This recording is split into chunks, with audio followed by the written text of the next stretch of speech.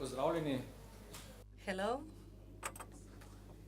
Welcome to the section at hostile speech. At the second panel, let me welcome our guests, Mrs. Vasta Nussdorfer, Ombudswoman, Neža Kogovšek, Director of Public Institute, Mr. Andrej Moš from WebAid, and Mr. Ščetins, former Equal Opportunity Advocates. We have speakers with a lot of experience from hostile speech, so I believe we will have a fruitful discussion on this hot topic.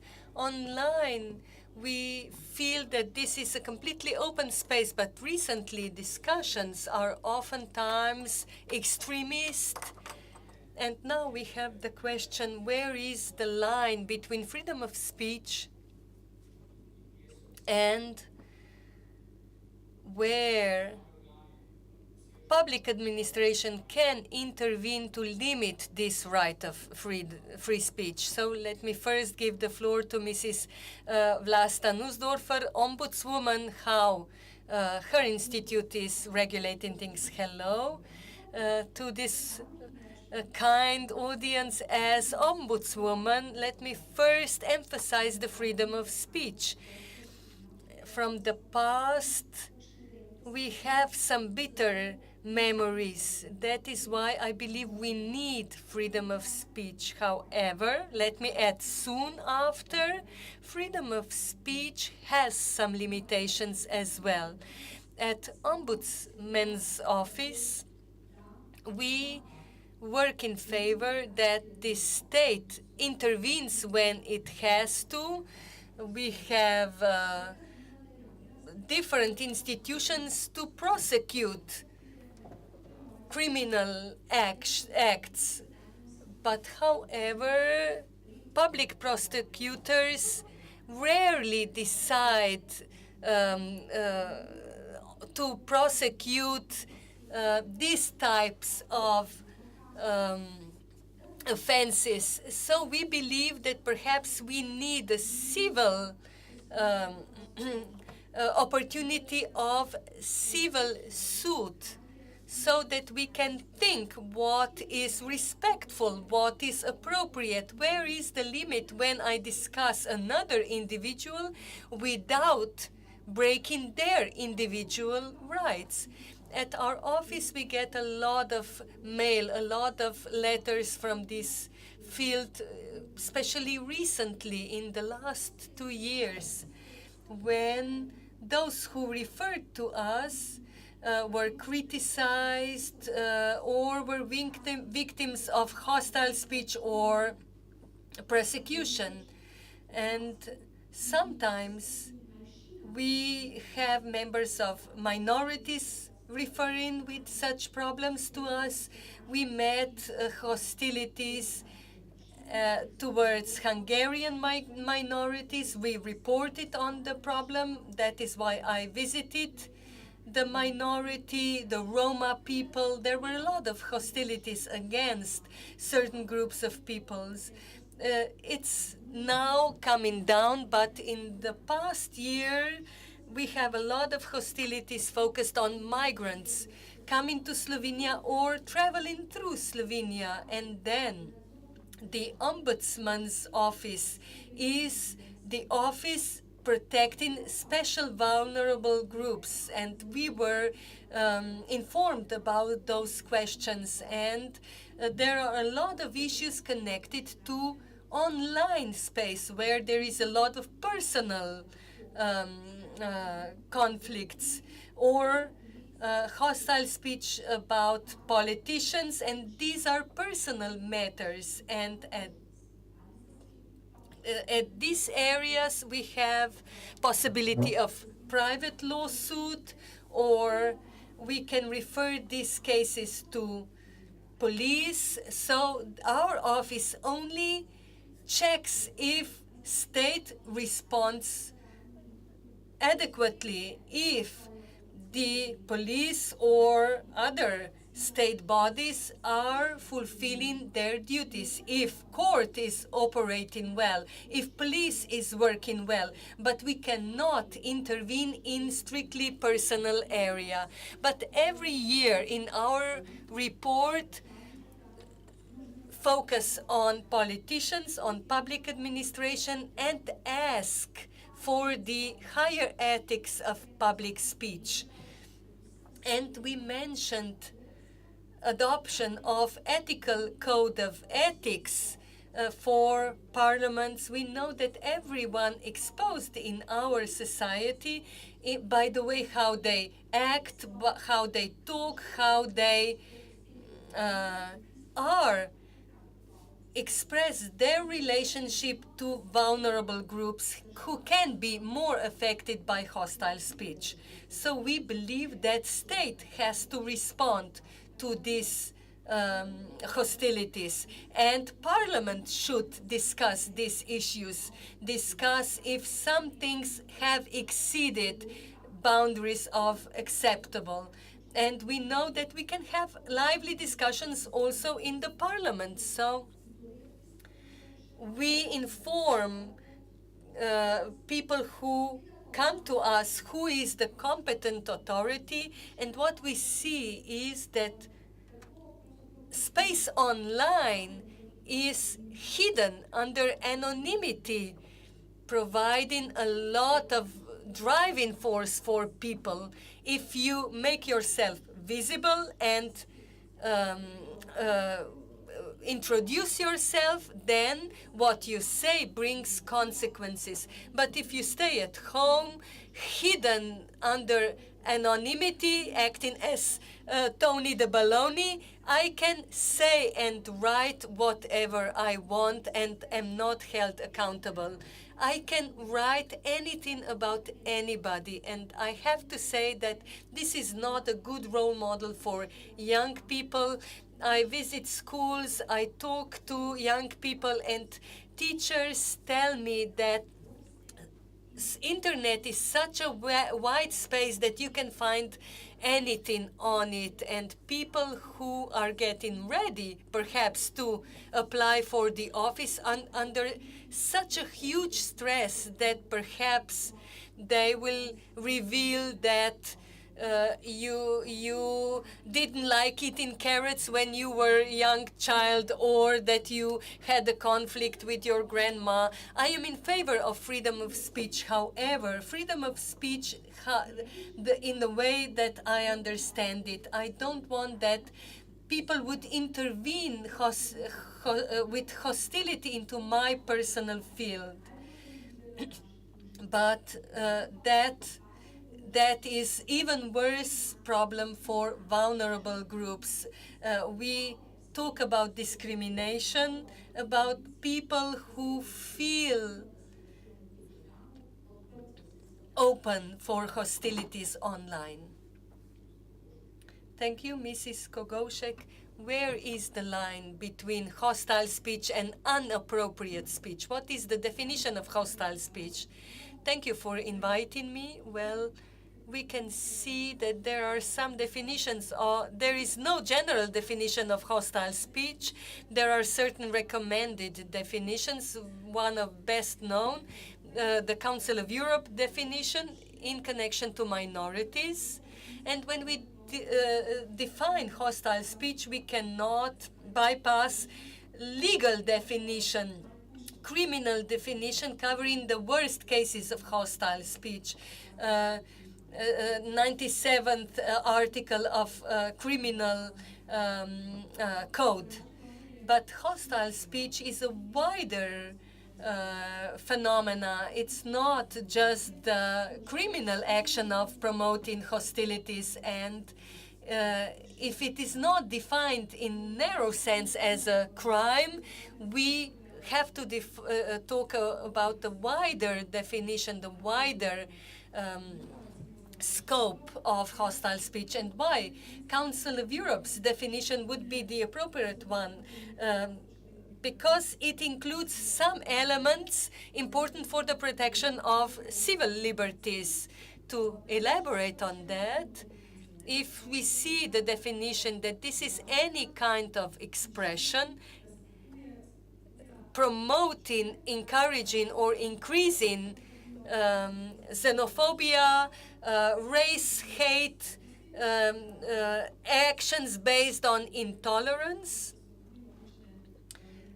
Here we see also minorities, including aggressive nationalism, egocentralism, discrimination, hostility towards migrants, minorities, and people coming from migration background.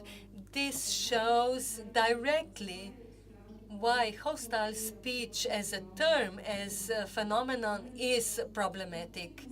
We can see that these are words used with the purpose of continued oppression through words, submitting certain groups of people that were exposed to discrimination also in the past. Hostile speech is not any speech that is violent or socially unacceptable, but specific, according to this definition, speech directed toward traditionally oppressed minorities, used for the purpose to remain and strengthen these subordinated positions, used by the groups with higher social power towards more vulnerable groups. This is the essence of hostile speech. And oftentimes we have comments then that people who work for preservation or for the definition of hostile problem as a problem is equal to the demands of verbal delict institute. But in former system, this institute was used by the authorities to oppress their opposition. But now, if you advocate prohibition of hostile speech, you are in favor of quite the opposite of what was applied in our former system. Thank you very much, Mr. Vernik. What about public expressions, extremism, polarization? Do you agree? Yes, I would. Even if we look at the media space, I would say that for a long time we have a trend of media becoming yellower and more yellow, that we want to publish shocking news. We will encourage shocking news, extreme news by journalists, and they want to provide that with the selection of guests to round tables that they know they are controversial in their actions and statements, that they walk the line. So the way of public discussions, if we focus on that, I believe oftentimes is limited to expressing strongly these extreme positions on one and on the other side, but there is much less effort on looking for consensus, looking for common solutions. Oftentimes, these discussions are made just to accuse each other, stand on their principles, and are not guided into looking for discussions bringing to consensus and better understanding. Like European Court of Justice, that in free liberal society we should suffer shocking news who can affect some other people, but we should find a sense in that, a meaning in that, not just to shock people on their own. We have no right to offend each other, to be offensive, or dehumanize people with the way we speak, encourage hostility and intolerance. Yes, I miss this common understanding, perhaps even more in connection to the definition of hostile speech. If this is a legal term, a legal concept, what is prohibited, in that sense, it is very clear that we know about this phenomenon because it protects the freedom of expression. How we can protect legally freedom of expression? Situations, extreme situations came to court, that court revoke legal protection.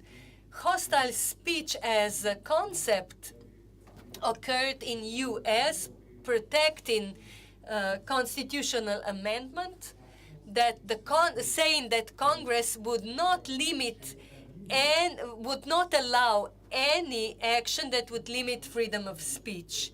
And the majority of literature that we know on the subject is from the European Court of Human Rights. Most interestingly, where European Court said, no, this is not the protection of freedom of speech or freedom of expression, mostly based on two doctrines. Firstly, that this is outside of the sphere of protection, that this is the misuse of freedom of speech. If you believe that you can say anything, that you hide behind the freedom of speech, that this is the misuse of this right. And secondly, that the limitation of the right and intervention into this right are allowable or for the protection of rights of others. What are these other rights? To peel the onion to its core, to protect human dignity, the right of protection against discrimination. Mrs. Kogoshek already mentioned that. This is an efficient mean to promote discrimination, to preserve discrimination, and to grow and expand discrimination. I see it as a cancer growing on public ethics. If I can comment this yellow trend, ethic has fallen in the last 15 years. We've lost a lot of ethical values. 15 years ago, you were held responsible. Now, this is the usual level of discussion. Mr. Smo, do you agree that hostile speech is on the growth? Do you monitor the trends? So, what is going on? Yes, it is true. Our reporting point is now 10 years in operation, and we monitor the reports on hostile speech as well. And according to reports, we cannot say there is increase. A few years ago, we had over 4,000 registered cases. Now we have 1,200 cases, but I would still say that I agree that there is more and more hostile speech. It's becoming more and more radical. And we could see that clearly a year ago when we got migrants in Slovenia, where we saw a lot of Facebook comments when people with their names publicly announced, appealed to poisoning them, shooting them, and so on. Yes, I believe that one of the main reasons that there is not more reported cases in Slovenia is the fact that people became slightly apathic if you can prosecute such cases. There is no example, practical example, that that would happen, that people would respond for what they said. And there is no publicly set limit what is still acceptable and what is not. And when we got legal positions from public prosecutor's office, they limited the understanding of the Article 297 of criminal penal code, that the definition should include also the threat to public peace and order. And when we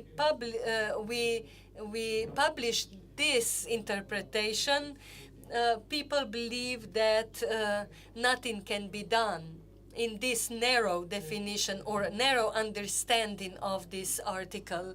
And on one side, we have criminal possibilities, criminal prosecution possibilities, but then we have other measures available as well.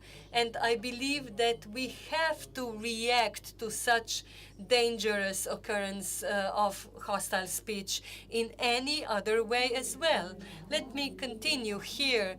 In prosecuting, I was a public prosecutor for a long period of time. I did not work on these cases directly, but definitely criminal prosecution is ultima ratio when anything else fails. And sometimes we should write about that, polarize the opinion, but still I would build on prevention. I believe that prevention, teaching young people how we have to be tolerant, that we have different people living among us, and knowledge about minorities, I believe that this is our future. That is why we work hard on civil action, offense that is easier to prove than criminal act. And the question is how long you can remain hidden if you exceed some limits of normal speech. I would say that there is time and legislation that can open these questions. These are times before elections, national elections. This is time when people polarize opinion and look for their voters, and then some groups like or prefer candidates who are less tolerant. And then topics like Roma questions, LGBT society, other minorities are not that encouraging. And then I believe migrants are also hot topic when we talk their numbers, their rights, and so on. What would happen to us if we accept them so many?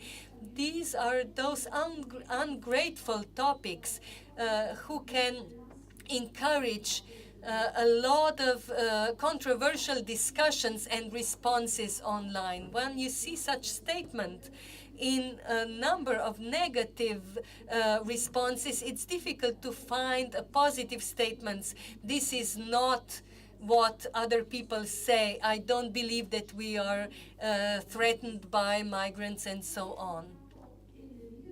This generates even more hostility. If we talk about Roma people, that they deserve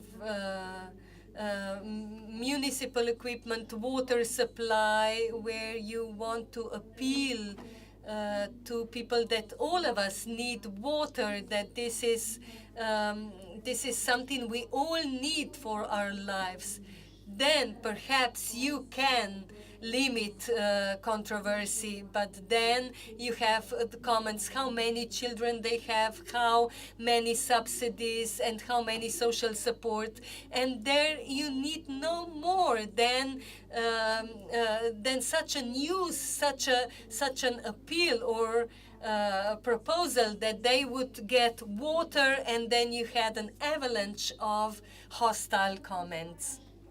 So we have a lot of other open questions, like adoption or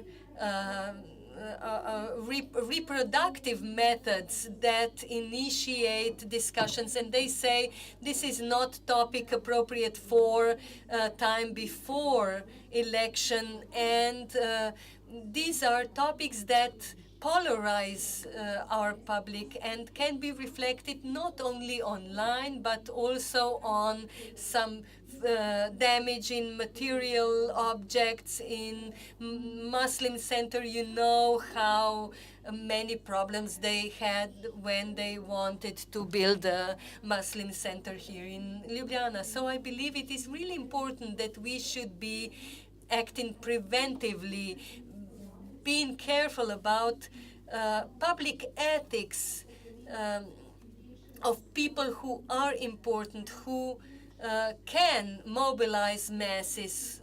So that is why the parliament, for me, is the space where we should be as ethical as possible. Code of ethics should rule in parliament. There is no space of being hostile.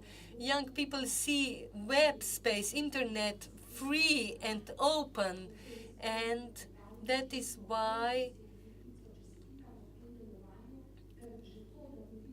the fact that you get less reports to your web, I believe can be positive fact. However, this could also indicate that people have given up and stop reporting this hostile speech.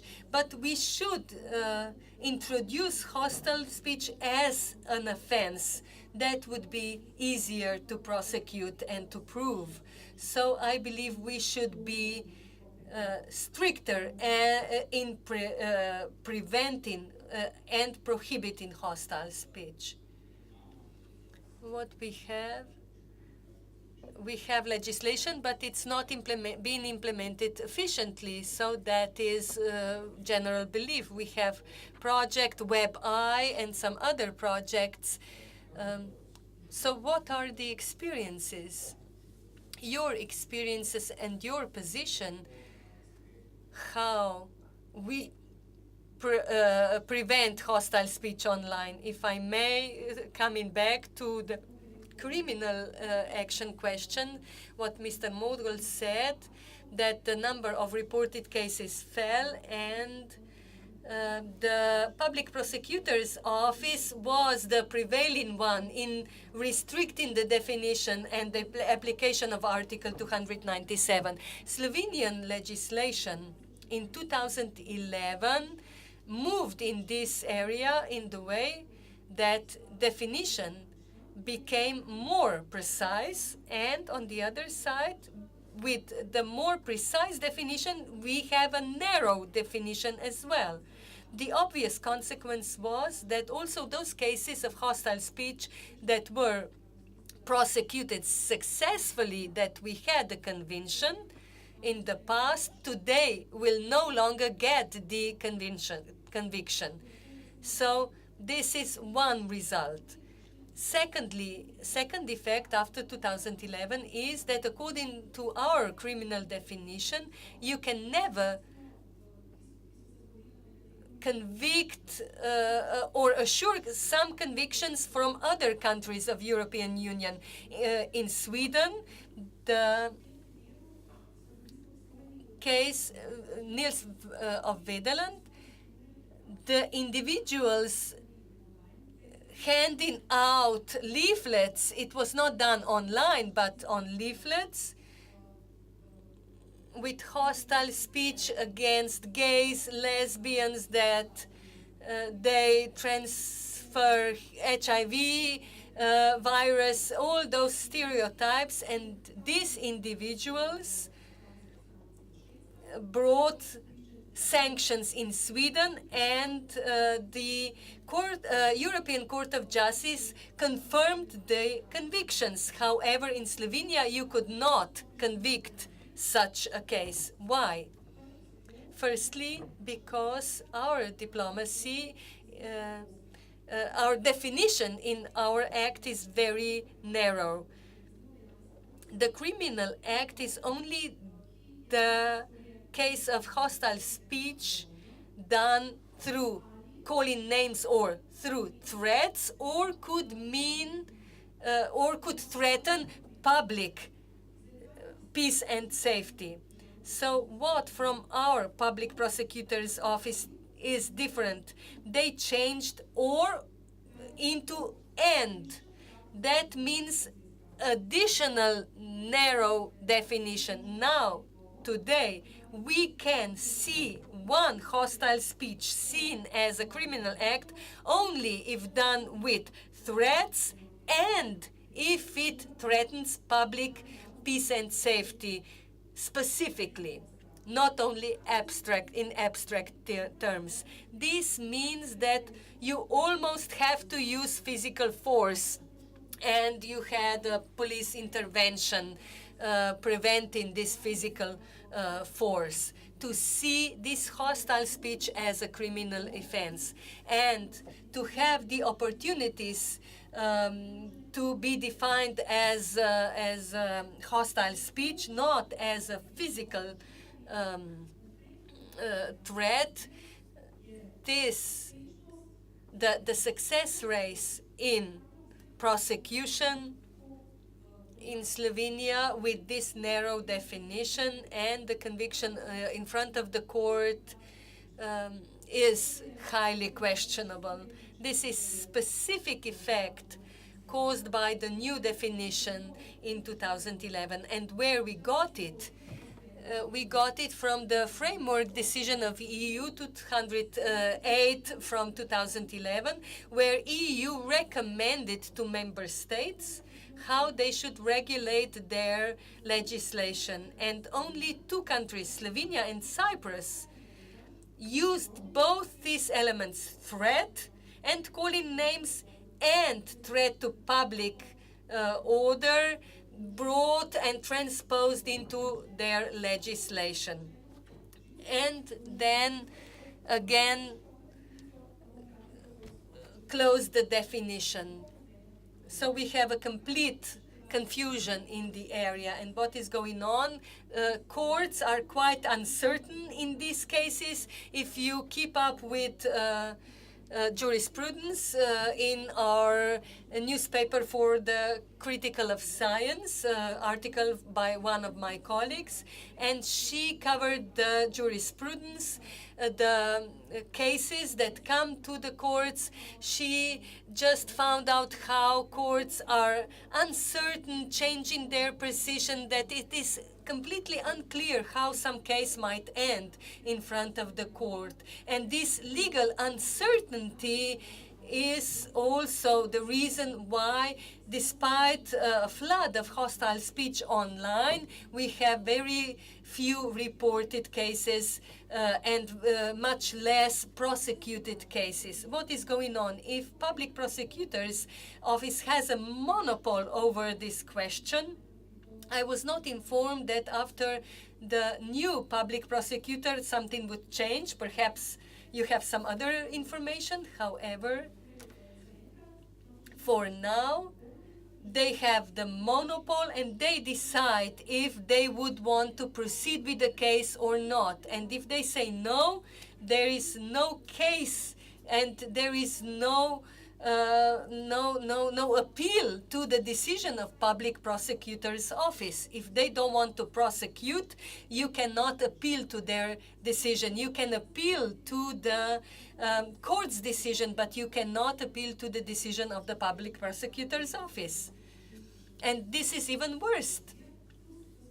And the hostile speech is rarely used against the individual. It's used against the group. So who is the one initiating the procedure? So we are in a dead-end street. So there is a lot of lawyers asking what happened here if the state stopped out of the train fighting hostile speech and prosecuting hostile speech. Not to intervene. I apologize, I haven't answered to your question, but still, this was important for me to say. Thank you. I would just comment a bit more the story about hostile speech that finally always come to cases in front of the court. I believe that this is a syndrome of the situation, general situation in the society, the state of mind where rights of people are not taken seriously until we ourselves are affected. And if there is no sanctions, the phenomenon grows, and a lot of people act as there is no threat, no sanctions, and the state should act and set the limit and prosecute what is not okay. And this is the reflection of a doctrine that's seen public speech or hostile speech as the protection of public order, to preserve social cohabitation, to prevent people from fighting with each other on the streets, to maintaining the level that we cannot exceed from the public order viewpoint. And this is the definition, including public order and peace. And the public prosecutor is protecting this public order, prosecuting hostile speech. But I believe we have to go back to the beginning. As I mentioned, what are human rights protected by prohibiting hostile speech? And reading Slovenian constitution, Article 63 says that any encouragement of intolerance, hostilities, and violence is prohibited. And if I study this only as a reader, I can say, okay, this is a prohibition. But looking at the context of the development in this area, culture of the European Court of Justice for Human Rights, this is for the protection of the big. And we have the prohibition of discrimination. So is this hostile speech the echo of this prohibition of discrimination? Or we can call it right on its own, right to be protected against hostile speech. But if we follow this line of thought, if this is the right, we have to protect it legally for all of us who have this right. And this is the field opening wider definitions for hostile speech. But we see the indications of going into this direction. In case of countries that exceeded these Euro-Atlantic connections, Serbia and Crna Gora specifically, in order to come closer to integrations, they were scrutinized by UN and EU and OSCE as well. A number of different consultants studied their system, and I saw that hostile speech was declared in their legislation as one of the forms of discrimination. And that is what we've done a year and a half ago at the Council. And coming back, Article 63 of our Constitution prohibits something. And it is clear that Article 63 will not be sanctions with criminal law, that anything would be criminal act, would be a crime prohibited by the Constitution. And here we have to protect the core with our legislation and apply other legal means to protect other liberties. But I am slightly skeptical not only about the life of the work of public prosecutors, but about our legislation as well, being in harmony with international law. In 76, international law adopted Convention on Prohibition of any form of racial discrimination. And this convention asks that countries remove racist, hostile speech also by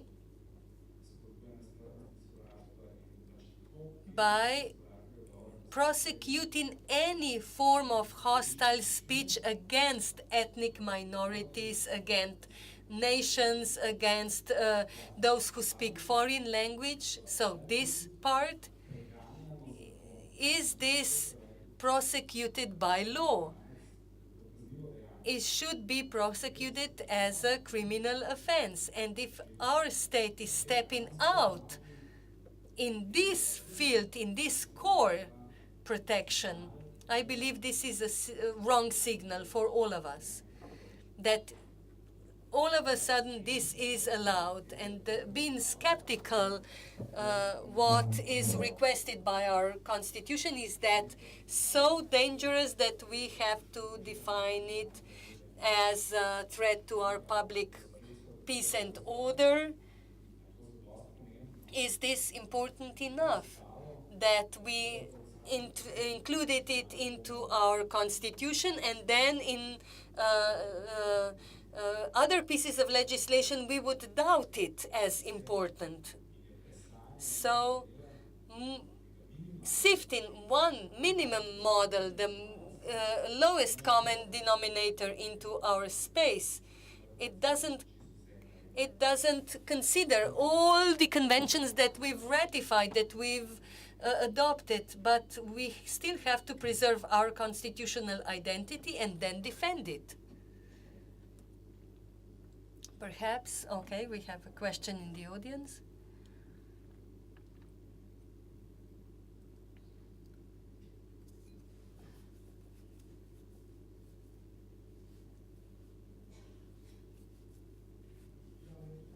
Hello, everybody. Jože Hans.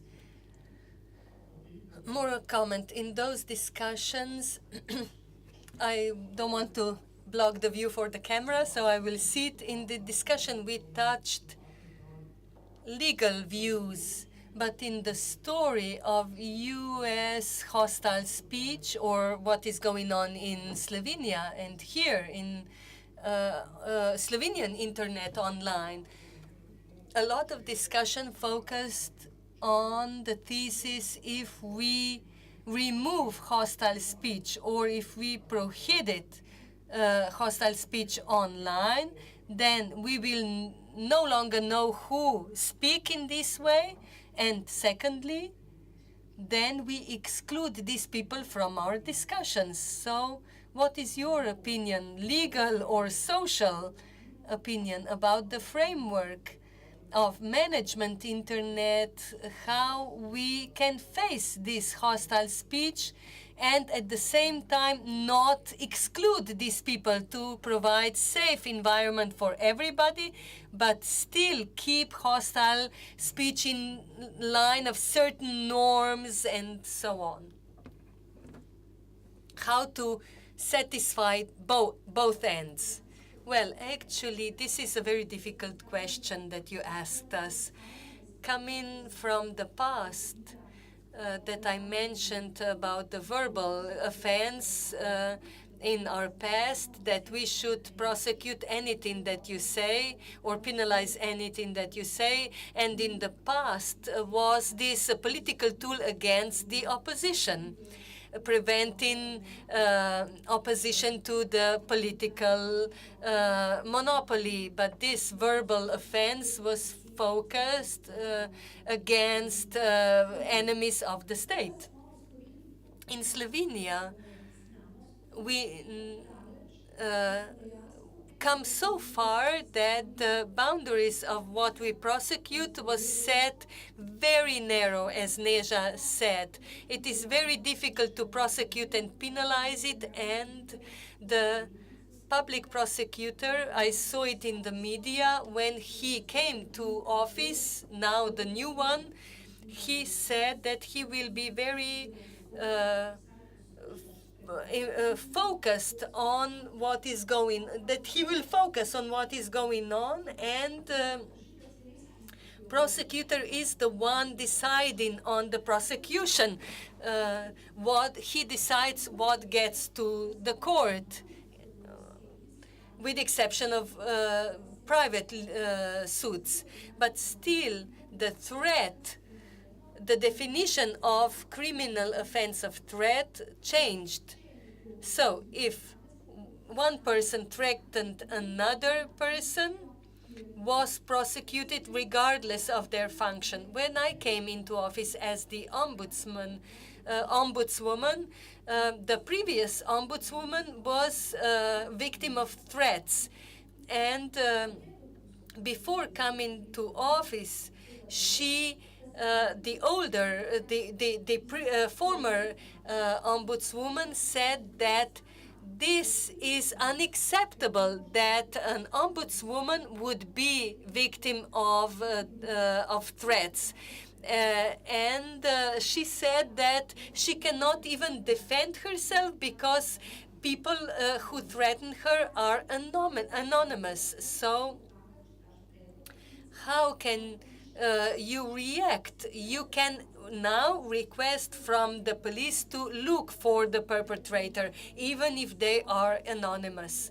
And now, even before election or when we adopt some new pieces of legislation, then we have a lot of comments for and against, in favor or against, but then we have some comments so low, so hostile,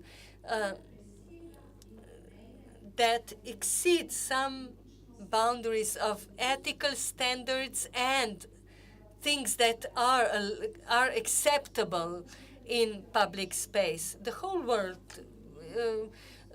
US elections or anywhere else where extremist groups can get their voice in times of election. Possibly if you would write legislation in those times, perhaps legislation would be different. Definitely at those times, no one who wants to tell their truth, that's how people say, no one wants different legislation, that people would be prosecuted for what they want to say.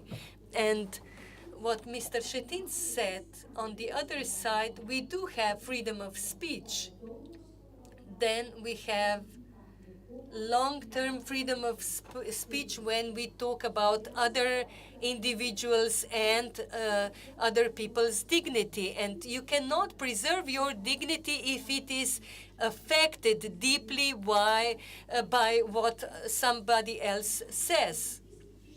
The question is if we are successful by spreading lies or threats about other people.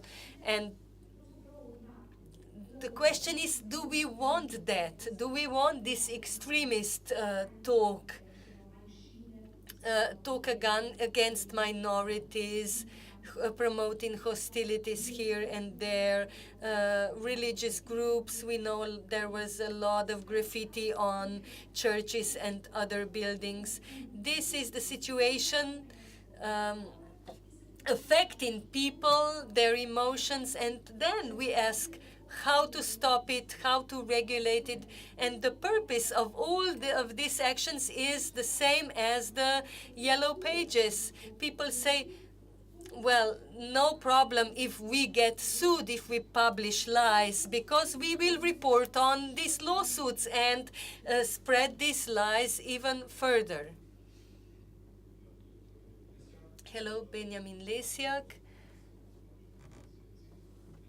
One question.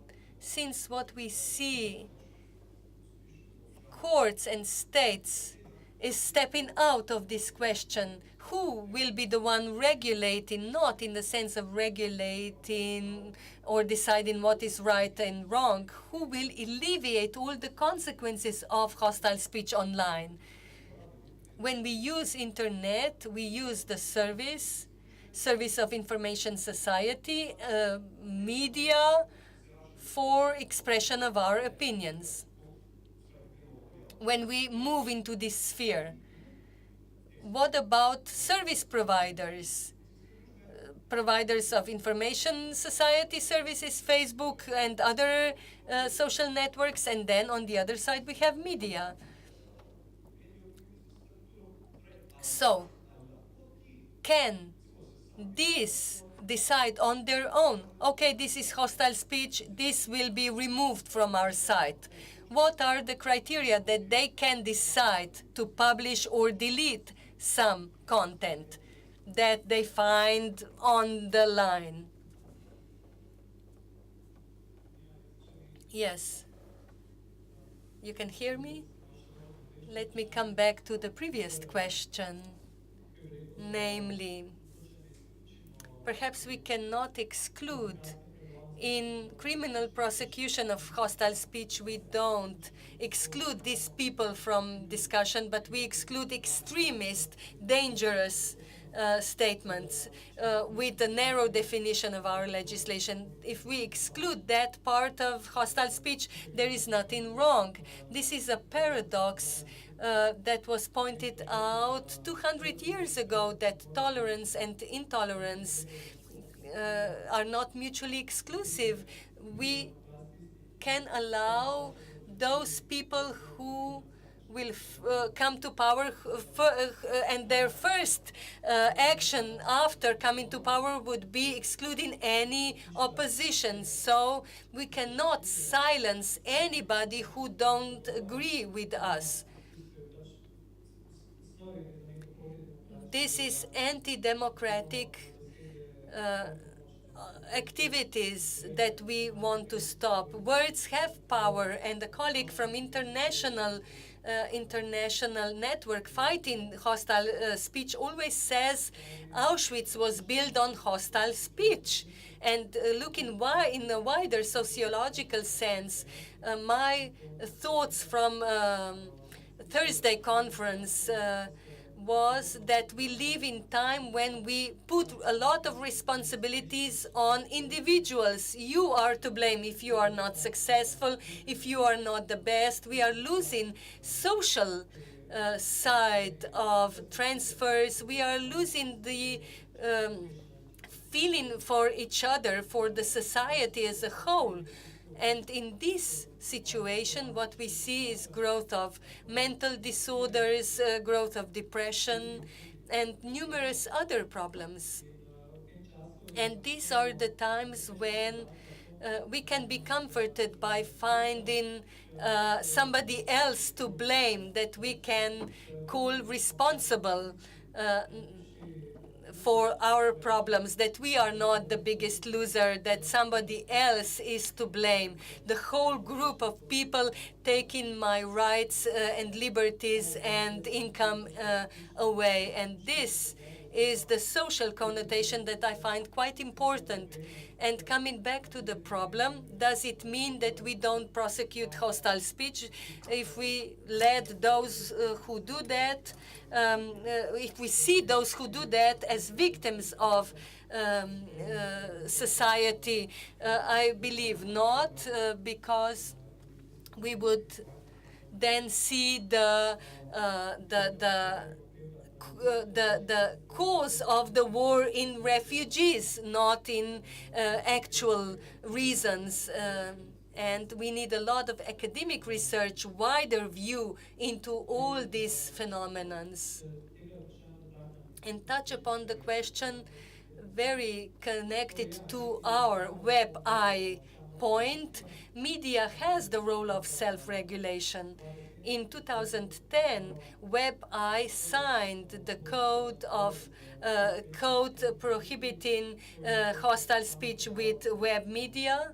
You can report it in web news, and we harmonize moderating standards. This code is still in operation, and we work together closely with other providers, and the biggest web media restricted those worst cases of hostile speech, mostly in connection in restricting the anonymity, limiting anonymity, and penalizing those who reoffended. But the most problematic content moved to the smaller media. That is the problem, but still, it is success if we remove them from the best visited portals. In social media, it's similar to the media that we work with, they have the right to keep up with the content on their servers, and they have some terms of use. With hostile speech, they restrict to legal definitions. And European Commission now last year signed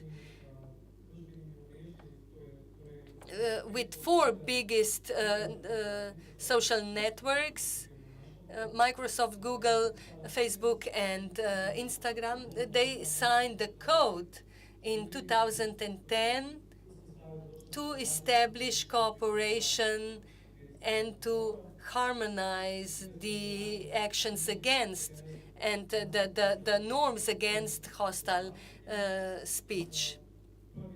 And for the first time, with the first monitoring, we were not too successful. Social networks were unsuccessful.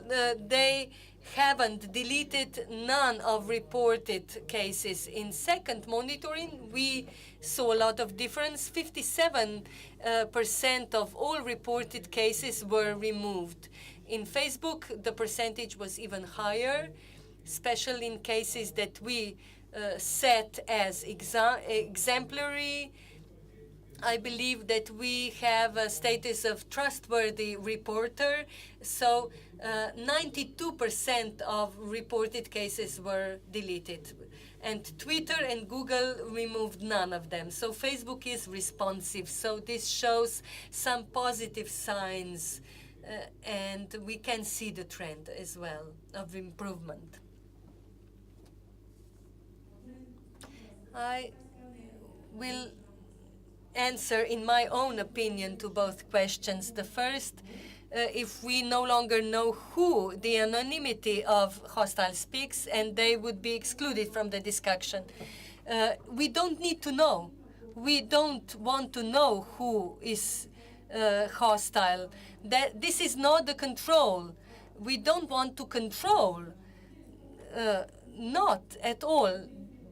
Control is not the goal. The goal for us is to prevent that some statements become guesses. That is going on online.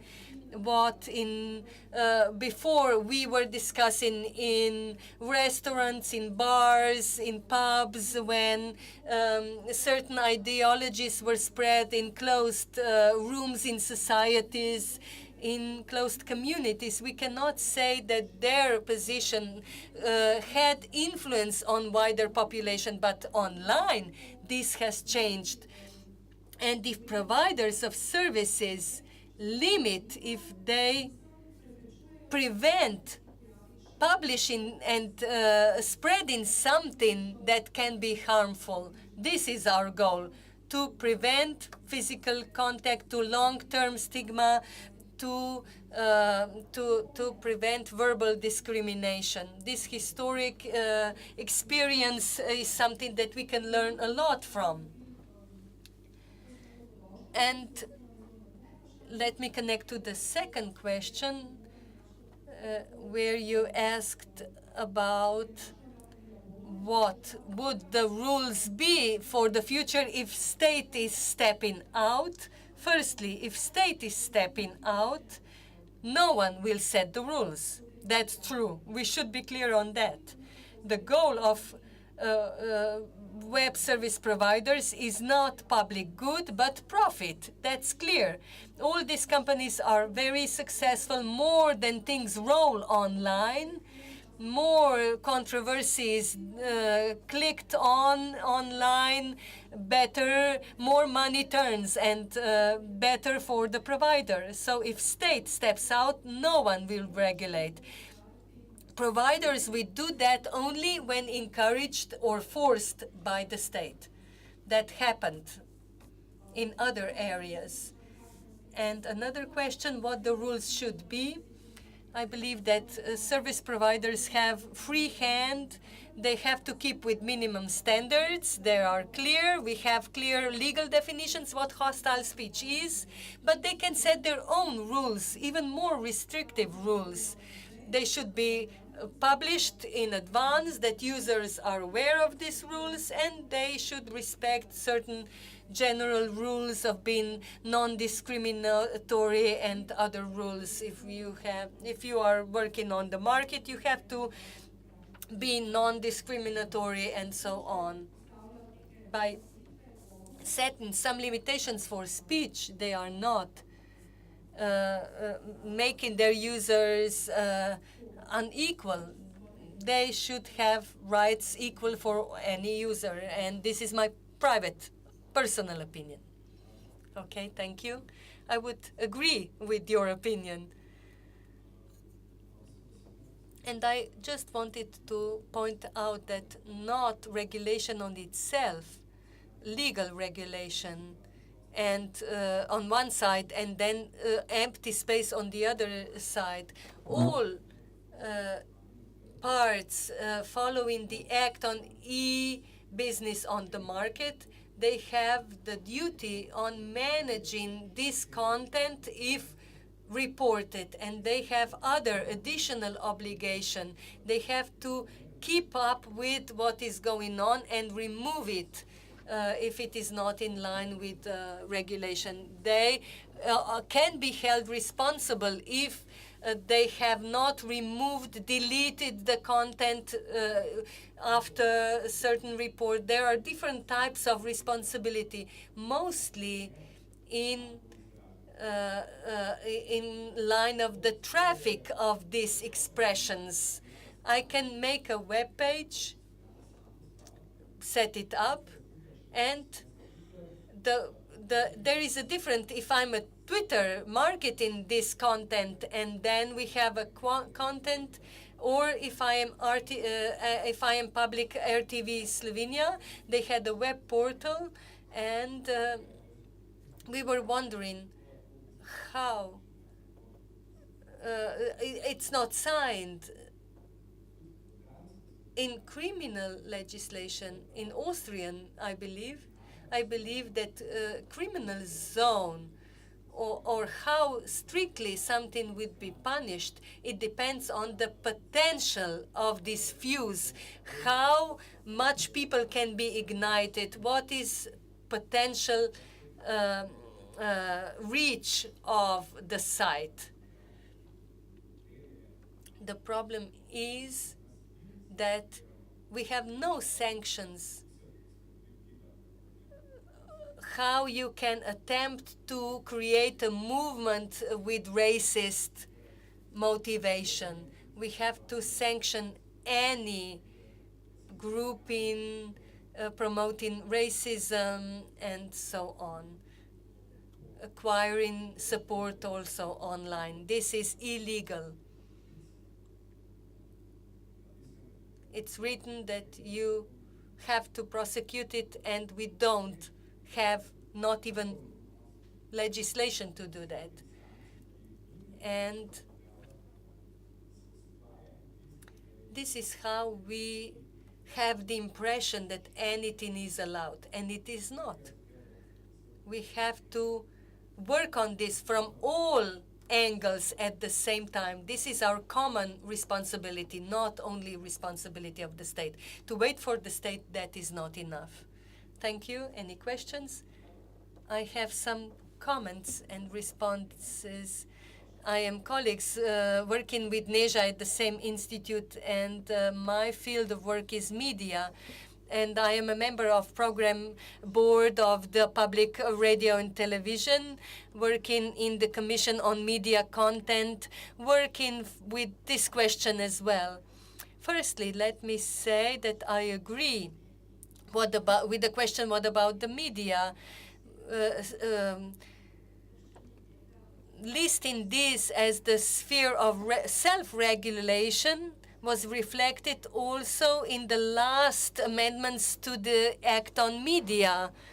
It only stated that the media should adopt the rules in connection to this, what they would do with the content created by citizens.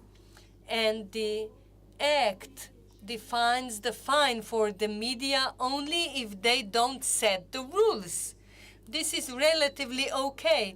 proving that the state, if they enforce the sanctions for the publication of this content on web media, who would assess what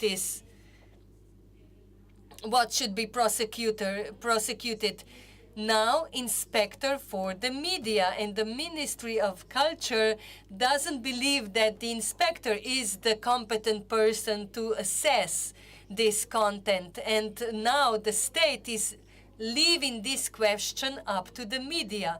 And another discussion going on in similar conference organized by OSCE, and another professional discussed this self-regulation in the sense that this means the privatization of enforcement of constitution and legislation. If you leave it up to the private entities to self-regulate and enforce the legislation, that means that you are stepping out and letting private companies manage the care for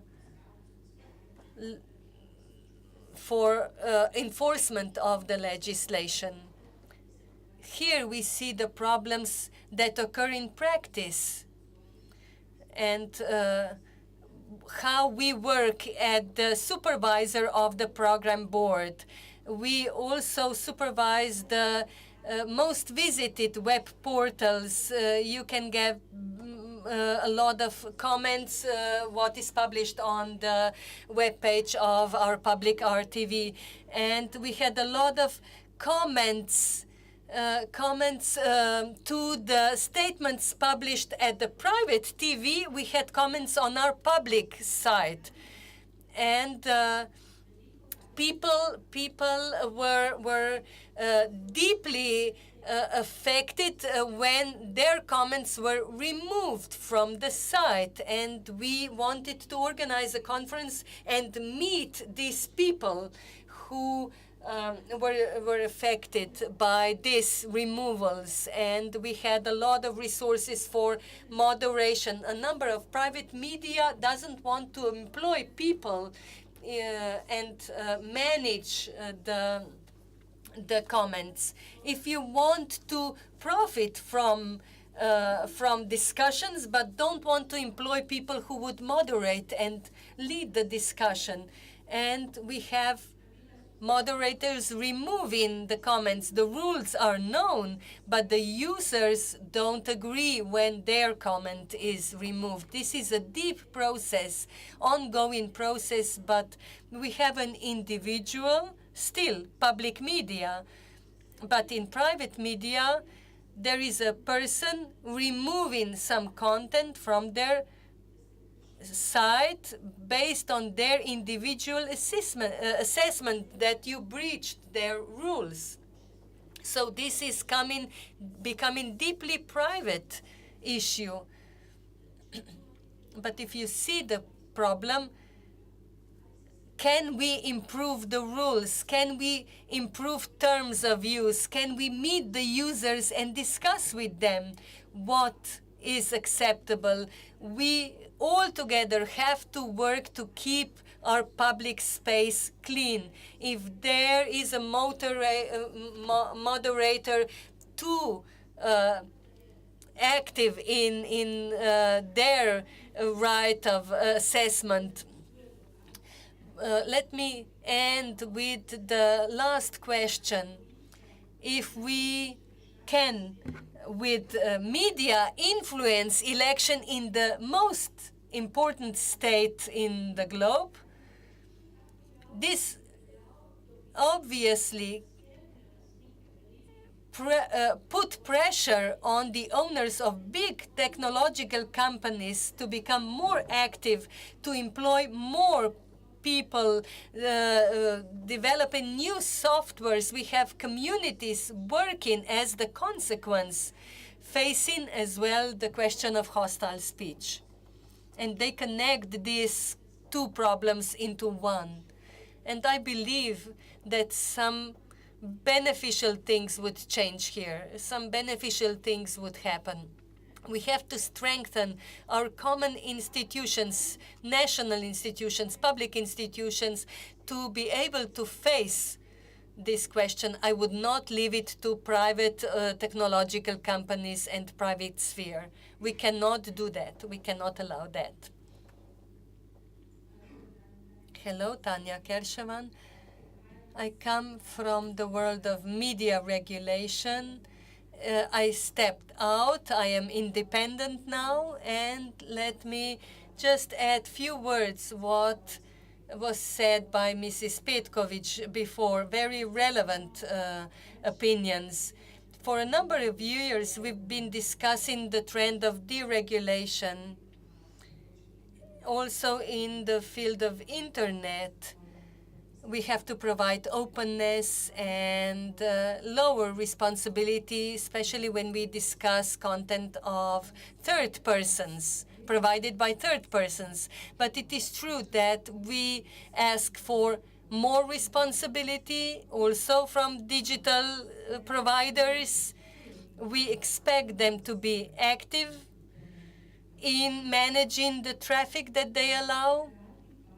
At the same time, we get some kind of removal of the state. I won't say that the state is not stepping out, but I would say that they are reassessing their role and they request some interventions, some blockages. It is very difficult topic. I don't believe we will find a wise solution today, but everybody working in this field is facing practical questions, how in practice we can balance all these rights. And some organizations in transnational level are preparing standards, and the Council of Europe is here extremely active in setting these standards, setting recommendations on responsibility of digital providers that might be available in the beginning of next year, adopted by member states. The European Commission talking about removal of the state. The last communication of European Commission on facing illegal content online shows different trend. And the same is the trend in adopting amendments to the directive on visual services, where we expect some intervention, some assuming of responsibilities by digital intermediaries. And if so far in the field of regulation we were working in the gray zone, in ex ante, we were more in ex ante approaches. I believe that now we are moving more into ex post intervention, when we intervene after something occurs, and we expect higher responsibility of digital providers. And Ms. Petkovic mentioned what are the hazards of that we are becoming into the arbitrary implementation of rules, into quick amendments of rules, into anything is removed just in case. We have to be very careful, very attentive, vocal, public, to remain very deliberate, transparent in what we do and how we intervene online. Since I will have to leave soon, I just want to express my final opinion. I believe that when some things online occur as highly controversial, dividing people, that can be extremely hostile. We had some such topics in the past. I believe that also publicly important persons in the society should speak up to express their open position. They cannot hide they have to be open and vocal. And now when I keep up with what is going on in election discussions, how our presidential candidates are very tolerant in their discussions, very restrained. And if we would open these topics like refugees for young people, a lot of controversy was expressed online. If those people who are important figures in our public life and keep expressing their personal positions, but they should be open, then you can see your leader in different light.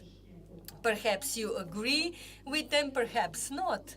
And then it is easier for you to personally decide, to get your personal opinion, to see what is going on. And what I feel is that we lack awareness and we hide from controversial topics, because these controversies can move from one media to another if restricted in one sphere. So those people who are publicly exposed have to be clear in their opinions, perhaps settle some controversies, and perhaps limit some hostile expressions, especially in ombudsman functions when people fight or are offensive. We cannot intervene in private discussions, but if we have public discussion, we are obliged as an institute we hold to express our opinion. Any public party can express their opinion, and what we see is that in some controversial topics, a lot of people decide to stay quiet, stay aside, stay somewhere in the gray zone. When we talk about the freedom of our speech, when you are hidden, you can express a lot. But if you are a public figure, you should be open, you should be vocal, especially in those questions of controversy. And this would promote a higher level of discussion. If also the owner of the portal would make their opinion known. We know in case of public television, I know we have regular contact with them. We appeal, they respond to any comment they receive, that people are critical of their editorial policy online.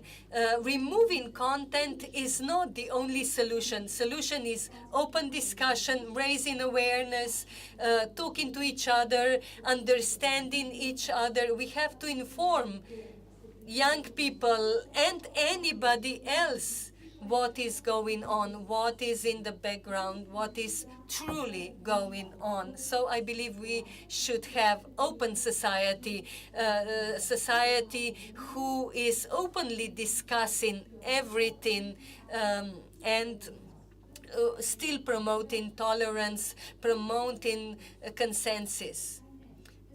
And perhaps sometimes if we are not hiding, we are not hiding as anonymous web users. If we are listened in our everyday lives, if we are listened to as individuals, perhaps we won't have to hide. Thank you very much for your attention. I have to apologize. I have to leave you. Thank you.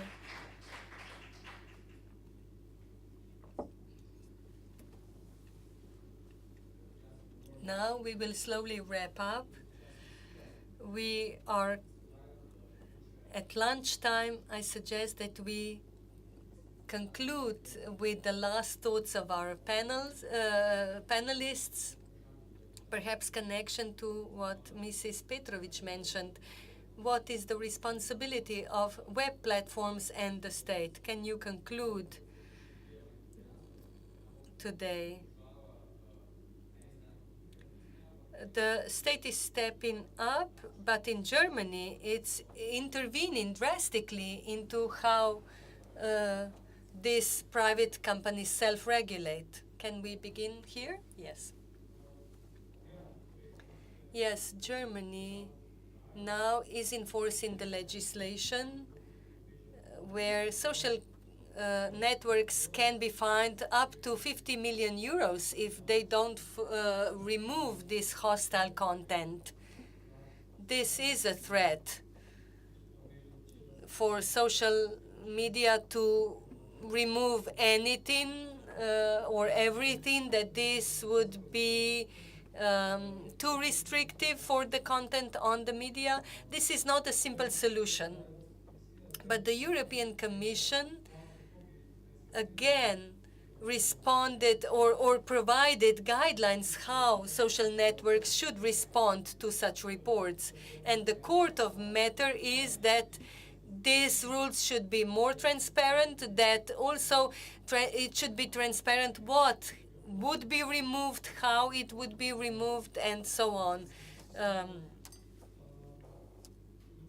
And then, in light of this possible automatic removal of content, it is even more important that you have the right of appeal. If you can appeal, and if social network finds out that the removal was not justified, that this content can be republished. It is difficult to imagine what the cost would be for the network, but I believe that pressure of the society and the state can force the social media providers to do that. But definitely, this is a sensitive topic.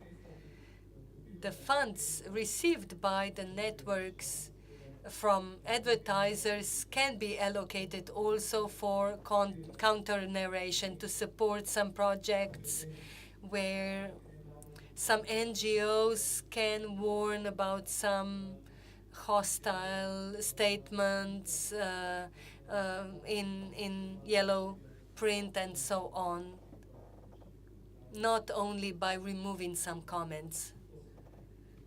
These are the main issues in cooperation with NGOs who have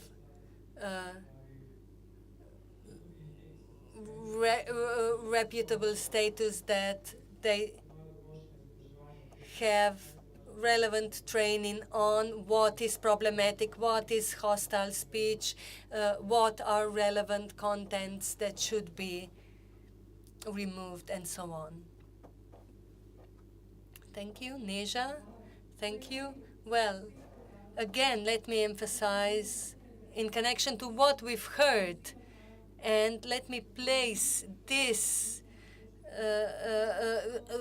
reflection on criminal law, let me shift it into the role of the state. If the state is stepping out from the criminal sphere, removing one of the most important functions that it can implement, but there are other tools, other functions that can work differently. But what is generated by hostile speech are long-term harmful, extremely harmful, as proven by the history. And if state is stepping out, like what we see now, moving the burden to the digital content providers and to the civil society, all of us, who are expected to raise awareness, prevent, and educate, and we will still miss any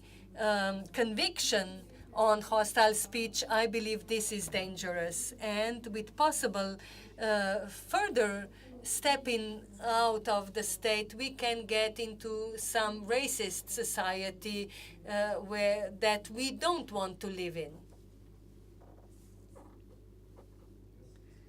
I believe that in the state, things are not under the question in connection to what its stand should be, what the stand of the state should be, and all the bodies that are part of the state administration, municipalities, and so on. This should be clear foundation. Firstly, that anybody that is part of the state administration should respect the prohibition of hostile speech. And second, very important function is protection. When things happen, that there is enough mechanisms that we can use and employ to protect those harmed by the hostile speech. And then this is not enough. The state should also be proactive. It should, as I don't know why I mention this convention constantly on and on. It's a good convention still. The state should follow the goal to outroot racism.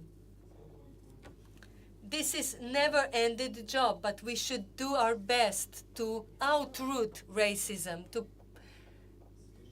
It's not enough that officials would raise the awareness and digital forums would manage the content, and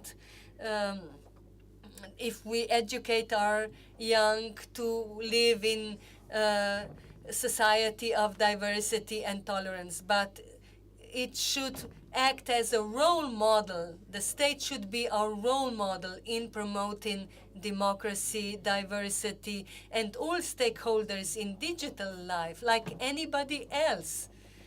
Any individual bear their part of responsibility and be proactive, not only reactive, not only providing minimum standards enforced by legislation. We haven't mentioned the Convention of Council of Europe fighting the web crime. It also mentions the hostile speech. There is no space for maneuver to make a step back. In this common space, all the stakeholders have to find a common language working together. And finally, we get to individual stories.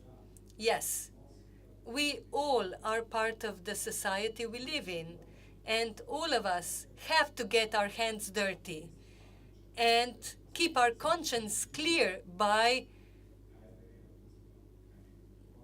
defining what is accessible and what not, and be vocal in whatever we see okay and not okay. And if we we run away from this personal responsibility, then we can live in the society, then can have a problematic future. Thank you. Let's thank to all panel members, panelists, for their opinions, sharing their knowledge, being open in their discussions. We have not got answers to all the questions, but this is a starting point for continued discussion. At the end, let me invite all of you to lunch, served at the end of the corridor on the right in the dining room, and we will continue at 2 p.m. with the section of privacy and safety.